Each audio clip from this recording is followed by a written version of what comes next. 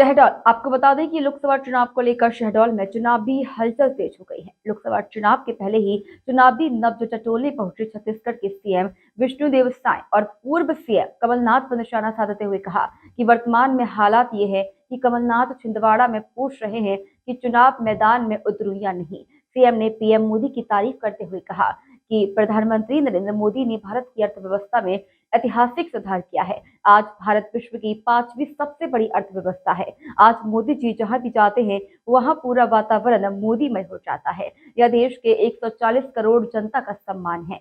भाजपा में लोकतंत्र है। इस पार्टी में एक छोटा सा कार्यकर्ता भी सीएम और पीएम बन सकता है। सीएम साई ने कहा कि इस लोकसभा चुनाव में 400 से ज्यादा सीट लेकर आ रहे हैं, जिसमें बीजेपी अकेले 370 सीट जीत कर आएगी। इसके अलावा मध्य प्रदेश में हम 29 सीट जीत रहे हैं।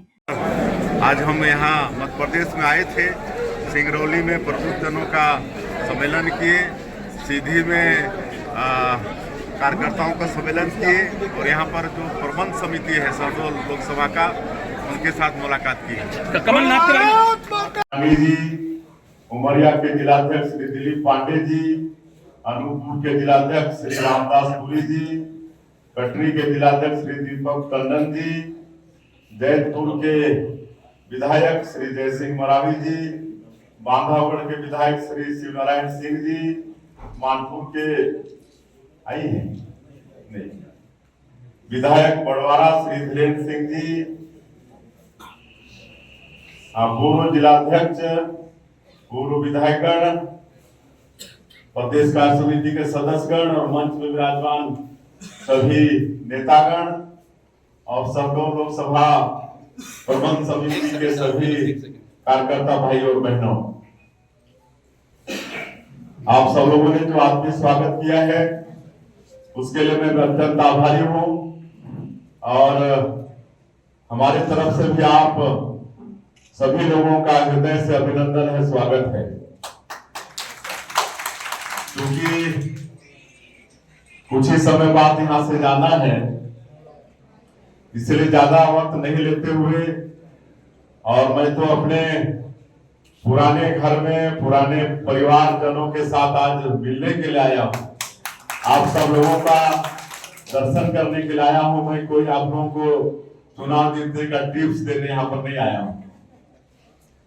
हम लोग 2000 के पहले एक साथ थे अविभाजित मध्य प्रदेश में, और 1 नवंबर 2000 को हमारा छत्तीसगढ़ आप लोगों से अलग हुआ, तो आप लोगों के छोटे भाई की तरह हम सब लोग यहाँ पर हैं।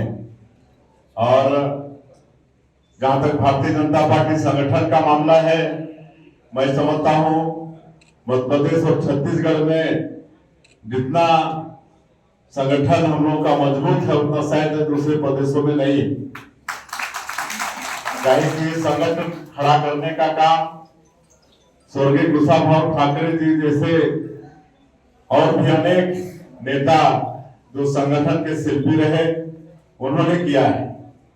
आदरणीय कुशाभाऊ ठाकरे जी जो राष्ट्रीय अध्यक्ष भी थे, गांव गांव घर घर जाकर कार्यकर्ताओं के यहाँ भोजन करके और कार्यकर्ताओं को एक एक नाम से पुकारते हुए संगठन खड़ा किया, और वो संगठन आज मध्य प्रदेश में भी है, छत्तीसगढ़ में भी है, और लगातार सरकार भी बन रही है प्रदेश में, और लोकसभा की सीट भी आप लोग भी 29 में से इस बार 28 जिता के दिए हैं, पहले 29 तक जिता के दिए, 29 में 29 भी जिता के दिए।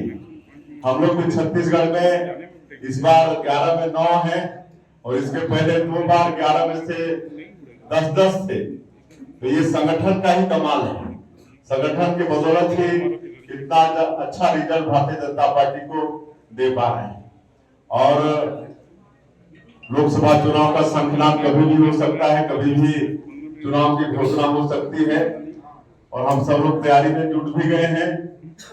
और इस तैयारी की दृष्टि से पूरे लोकसभा क्षेत्रों को क्लस्टर में बांटा गया है, और क्लस्टर के भी प्रभारी संयोजक, फिर लोकसभा के प्रभारी संयोजक, जिला में प्रभारी संयोजक की तरफ से बूथ स्तर तक हम लोग लड़ाई लड़ने के लिए संरचना खड़ा किए।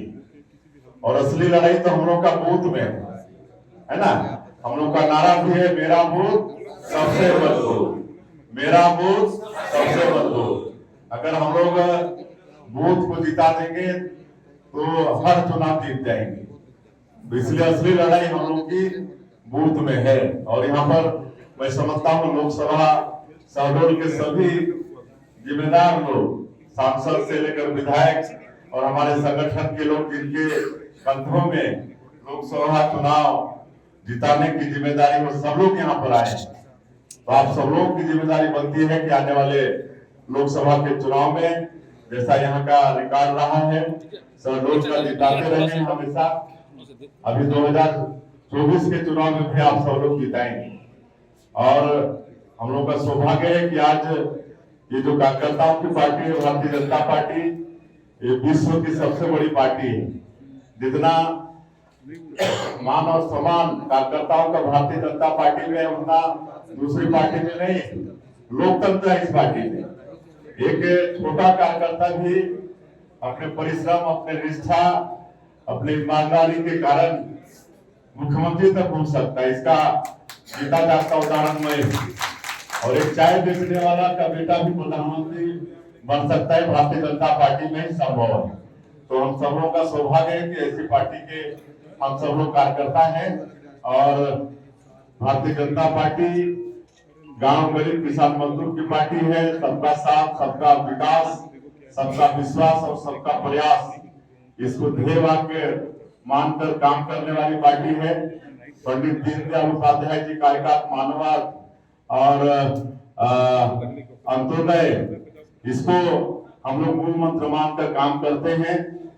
और ये सब काम हो रहा है, चाहे वो मोदी जी का 10 साल का कार्यकाल हो, चाहे अटल बिहारी जी का कार्यकाल हो, चाहे आपके मध्य प्रदेश में लगातार 3 बार 4 बार से सरकार हो, और भी प्रदेशों में भारतीय जनता पार्टी की सरकार है। तो सभी वर्गों का चिंता कर रही है, सभी वर्गों का विकास का काम कर रही है।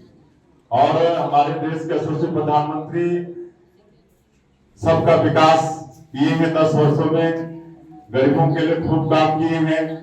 जो भी हम लोगों का नारा था जनसंघ के समय से, कि अयोध्या में राम मंदिर बनाएंगे, जम्मू कश्मीर से धारा 370 हटाएंगे, ये सारा काम 10 वर्षों के बीच में हुआ है। अब हमारे मोदी जी का ये संकल्प है कि आने वाले 2047 तक विकसित भारत के रूप में हमारा ये देश स्थापित हो, और आने वाले 5 साल में इकोनॉमी के क्षेत्र में ये भारत देश तीसरे स्थान पर खड़ा हो। अभी 10 साल। देखिए शहडोल से फरीद खान की